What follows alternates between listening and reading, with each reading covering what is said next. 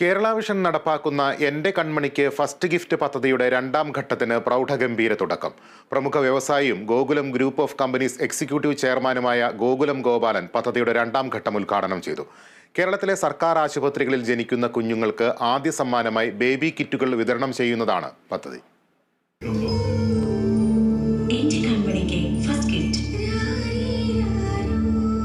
ആരോഗ്യവകുപ്പിന്റെ അംഗീകാരത്തോടെ കേരള വിഷനും ഗോകുലം KVH ബേബി കെയർ പ്രോഡക്റ്റും ചേർന്നാണ് പദ്ധതി നടപ്പാക്കുന്നത്.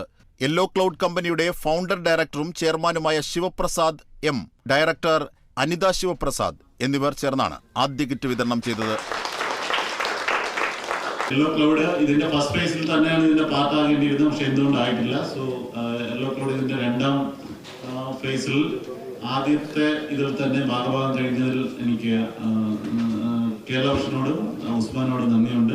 പദ്ധതിയുടെ ആദ്യഘട്ടത്തിൽ ഒപ്പം നിന്നവർക്ക് ചടങ്ങിൽ ആദരമർപ്പിച്ചു.